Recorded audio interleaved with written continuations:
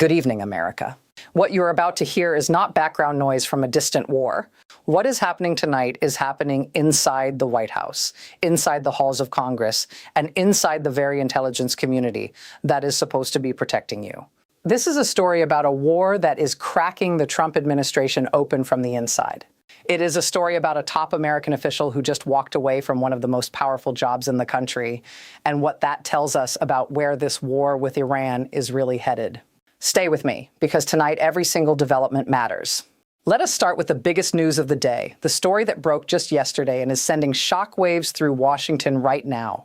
Tulsi Gabbard, President Trump's Director of National Intelligence, has resigned. She announced her departure on Friday, effective June 30th, 2026, in a letter she posted directly on social media platform X. Officially, she cited her husband, Abraham Williams, having been recently diagnosed with an extremely rare form of bone cancer. She wrote that he faces major challenges in the coming weeks and months, and that she must step away from public service to be by his side and fully support him through this battle.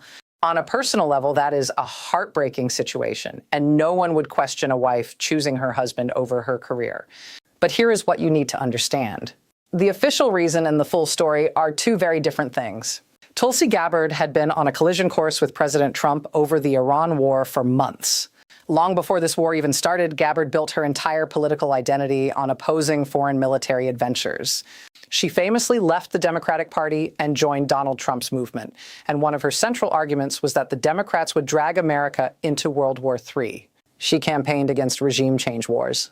She marched under the banner of bringing American troops home, not sending them into new conflicts. And when the United States and Israel launched their joint assault on Iran on February 28th, Gabbard found herself in one of the most politically impossible positions in modern American history. Her deputy, Joe Kent, the head of the National Counterterrorism Center, had already resigned in protest back in March. Kent's resignation letter did not mince words.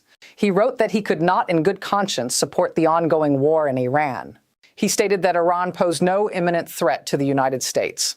And he went further than almost anyone in the Trump administration had dared to go publicly, saying that the war was started due to pressure from Israel and its powerful American lobby. That resignation exploded through Washington. It was the first major resignation in protest of the Iran war, and it put Gabbard in an impossible spotlight. Then old social media posts from 2020 resurfaced.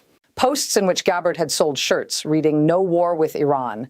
She had posted videos warning that the world was closer to the brink of nuclear annihilation than ever before, blaming what she called political elites and warmongers for stoking fear and tensions between nuclear powers. Trump reportedly saw that video as a thinly veiled attack on his own decision-making. Sources inside the White House told reporters that Trump grew furious, seeing Gabbard as off-message on the war he had launched. During a congressional hearing in March, Gabbard testified before the House Intelligence Committee and was pressed on whether she agreed with Kent's assessment that Iran posed no imminent threat. She dodged the question. She chose careful, neutral language, saying it was up to the president as commander-in-chief to determine what constituted an imminent threat. She did not endorse the war. She did not condemn it. She balanced on a knife's edge, and everyone watching could see it. CNN had reported as far back as June of last year, days before the initial U.S. strikes on Iranian nuclear facilities, that multiple people inside the West Wing had grown disillusioned with Gabbard's performance.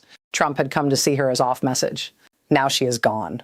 She is the fourth cabinet official to leave during Trump's second term, following the departures of Homeland Security Secretary Kristi Noem, Attorney General Pam Bondi, and Labor Secretary Lori Chavez DeRemer.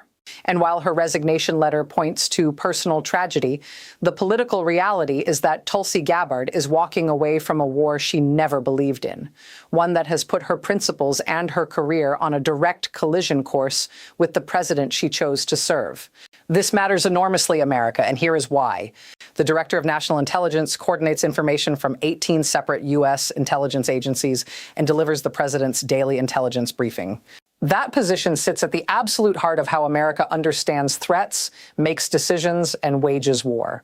When the person in that chair has deep, unresolved doubts about the war the president is fighting, the implications for decision-making, for intelligence assessments, and for the coherence of American strategy are staggering. Now that chair is empty and the Iran war continues. But Gabbard's resignation is only one piece of today's story. Let us now turn to what is happening on the ground and in the diplomatic channels right now, because the situation is moving by the hour. This morning, Pakistan's Army Chief, Field Marshal Asim Munir, arrived in Tehran.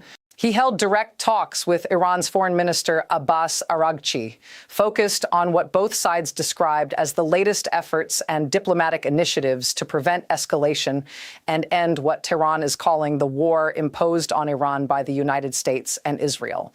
Pakistan has now fully assumed the role of sole mediator between Washington and Tehran, and Munir's personal presence in the Iranian capital signals just how high the stakes are and just how seriously Islamabad is treating its responsibility in these talks. Tehran is sending a clear signal today. Iran says diplomacy is continuing. Iran says the door to a deal is not closed. But Iran is also saying plainly and publicly that there is no deal yet. The stalemate we reported on yesterday has not broken. The core question that has paralyzed these negotiations for weeks remains unresolved. Does the United States accept Iran's proposal to reopen the Strait of Hormuz and end the blockade first, with nuclear talks to follow later? Or does Washington hold the line and demand binding nuclear commitments before any military pressure is lifted? Meanwhile, the human cost of this war continues to mount in ways that should not be reduced to statistics, but which every American deserves to know. Israeli attacks on Lebanon have now killed at least 3,111 people since March 2nd. More than 9,400 people have been wounded, according to Lebanon's own health ministry. These are not fighters. These numbers include civilians, families, entire communities that have been shattered. Lebanon, a country that was already struggling with one of the worst economic collapses in modern history, is now absorbing the full weight of a resumed Israel-Hezbollah war, layered on top of the wider regional conflict. And remember, this Lebanon escalation was directly triggered by the Iran war. When the United States and Israel struck Iran in February, Hezbollah, Iran's most powerful regional partner, re-entered the conflict. The chain reaction that military planners always warned about, the risk that a strike on Iran would set the entire region ablaze simultaneously, is exactly what has happened. Lebanon is burning.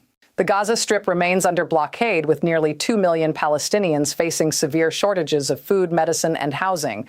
And the Strait of Hormuz, the artery through which a quarter of the world's seaborne oil once flowed freely, remains under a dual blockade that is devastating global energy markets. Let us talk about the congressional crisis, because what happened on Capitol Hill on Thursday is not over. It is getting worse. Republicans pulled the scheduled House vote on the War Powers Resolution rather than risk losing it on the floor. They postponed the vote into June. But that delay is not a solution. It is a pressure valve, and it is about to blow. The Senate has already advanced a War Powers Resolution, with 4 Republican senators crossing the aisle to support it. Last week's House vote ended in a 212 to 212 tie, with 3 Republicans breaking from their own party. The math is moving against the president, and every week this war drags on without a clear resolution, more Republican members of Congress are quietly asking whether they want to be on the record supporting it. The war powers question is a constitutional one with enormous implications. The United States has been fighting in Iran for nearly 3 months. Congress has not formally authorized this war. Democrats argue that under the War Powers Resolution, the president is required to obtain congressional authorization or withdraw forces within 60 days. That clock has already run out. The administration has argued it has the authority it needs. But with each passing week and each Republican defection, that argument is becoming harder to sustain politically. There is something else you need to know about the intelligence picture surrounding this war, something that Gabbard's own testimony revealed. In written remarks to the Senate Intelligence Committee, Gabbard stated that there had been no effort by Iran to rebuild its nuclear capability after U.S. attacks last year obliterated its nuclear program. Read that sentence carefully. America's own Director of National Intelligence testified that Iran's nuclear program had been destroyed and that Iran was not trying to rebuild it. And yet the war continues. And yet the nuclear question remains the central stated justification for why the blockade has not been lifted and why a deal has not been struck. If Iran's nuclear program is already gone, what exactly are we holding out for? That question is now echoing through Washington without a clear answer. And the woman who gave that testimony just resigned. Let us now zoom out to the broader strategic picture, because what is happening between the U.S., Iran, and Israel is reshaping global alliances in real time in ways that will define American foreign policy for a generation. Russia is watching. China is watching. Every nation that has ever questioned whether American military power is sustainable, whether American alliances are reliable, and whether American presidents can be constrained by their own democratic institutions, they are all watching this unfold. A war that was launched with stated goals of destroying Iran's nuclear program and inducing regime change has, nearly 3 months later, produced a shattered ceasefire, a stalled diplomatic process, an economic crisis in global energy markets, a humanitarian catastrophe in Lebanon and Gaza, growing congressional rebellion, and now the resignation of the nation's top intelligence official.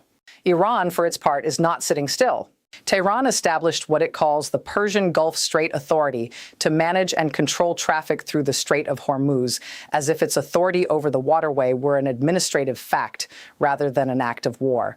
Iran's new supreme leader, Khamenei's son, who took power after his father was killed in the February 28th strikes, is navigating impossible internal politics, with hardliners inside the Iranian system refusing any nuclear concessions, and moderates arguing that without a deal, the country faces complete economic collapse.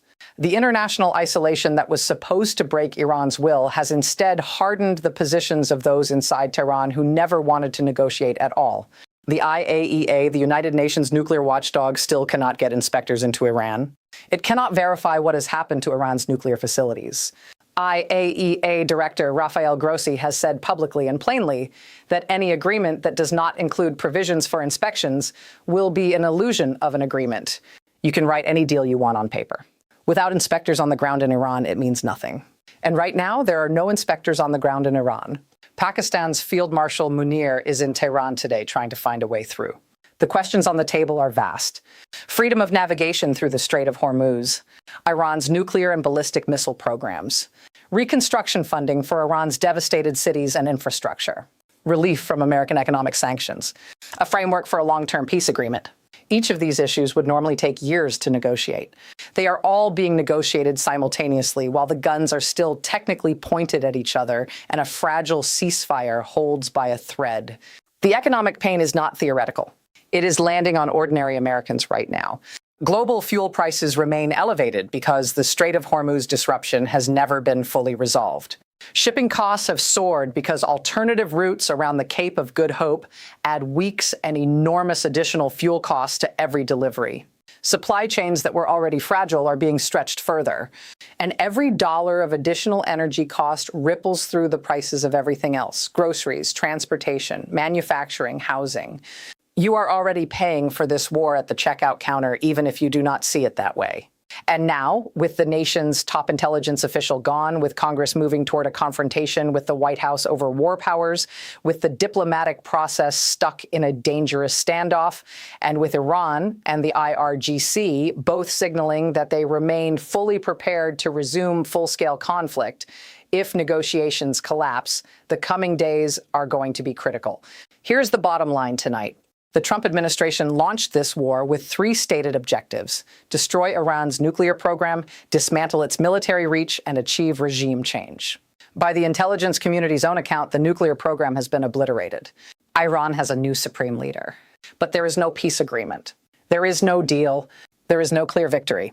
There is a ceasefire that is not holding well, a Congress that is moving to constrain the president's war powers, an intelligence community that just lost its director over the war, and a global economy that is still paying the price every single day. America, I want to hear from you directly tonight. Tulsi Gabbard was the nation's top intelligence official. She resigned today. Joe Kent before her resigned in protest, saying this war was started because of pressure from Israel and its lobby, not because Iran posed a genuine imminent threat to the United States. With these revelations coming from inside the Trump administration itself, do you believe this war was justified and necessary to protect America? Or do you now have serious doubts about why we went to war with Iran in the first place? Drop your answer in the comments right now. I want to read every single one of them. This conversation belongs to you. This is your country. Your taxes fund this war. Your families serve in uniform. Tell me what you think. And if you want to stay on top of this story every single day as it develops, hit subscribe right now and turn on your notifications. We are here every day, giving you the facts, the context, and the truth.